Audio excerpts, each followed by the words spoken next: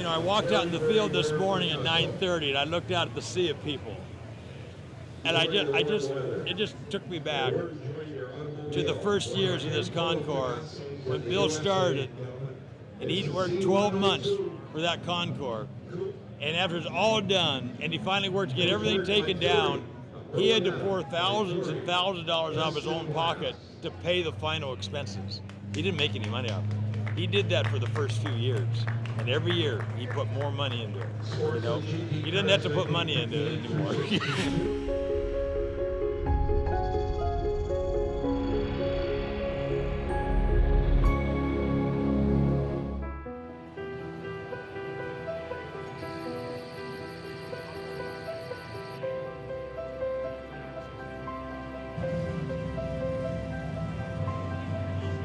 About 50% of our show is centered around race cars and racing personalities.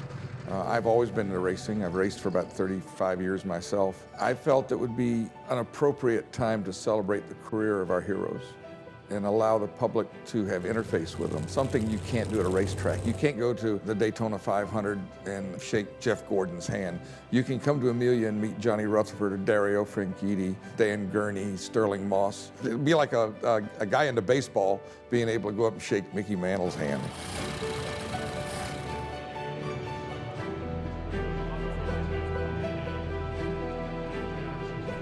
It's a wonderful event for everybody concerned. You know, there's a great range of cars. You don't have to be a great specialist in order to enjoy them. This place is absolutely alive with the cars all around and the spectators to go with it. He just puts on a tremendous event. He works very hard at it. So does everybody else in the whole organization. It's a huge success from his point of view, and in fact the whole organization, when he's able to write that check on Sunday night for the hospice that it supports.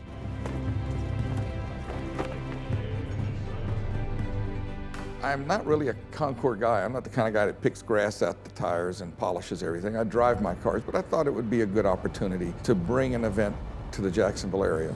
It's just grown exponentially. People say, well, you're the newest concours around. We're 18 years old now. You know, we're not the newest kid on the block. I'm so happy that Sam Posey is the honoree this year. I've known Sam for a long time. He's a great guy and somebody that is so intelligent and so interesting to listen to. He's got just great stories, and so he is truly a great honoree for this event this year.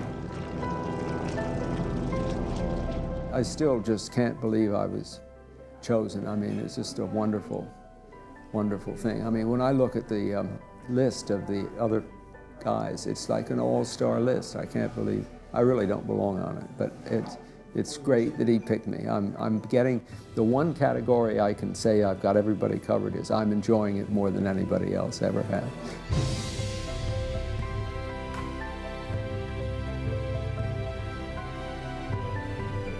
I like to do a goofy class every year, something that's really off the wall and something that's just entertaining that people can come out and enjoy. This year we're doing a class called What Were They Thinking, with some of the ugliest, goofiest cars in the world.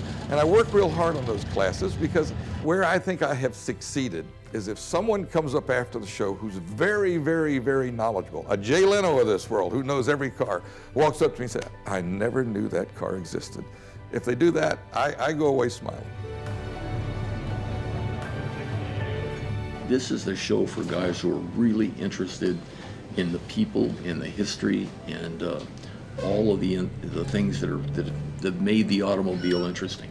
And Bill has understood that. I mean, he manages to find the most interesting cars and people and brings them down here. And he's been innovative every year with his seminars and has made this a whole broad week down here. Incredibly exciting things.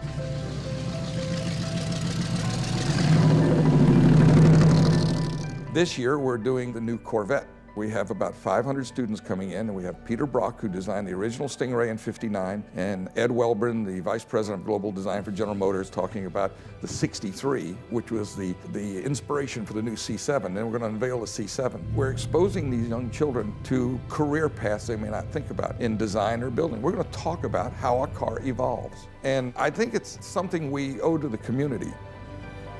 We can't just write checks to charities and walk away. We've got to do something educational, and that's part of what we do here.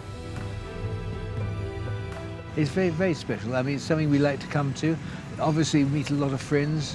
And, you know, it's just one of those occasions, I guess, in the year that one says, okay, that's where we want to be, Amelia Island. This is it.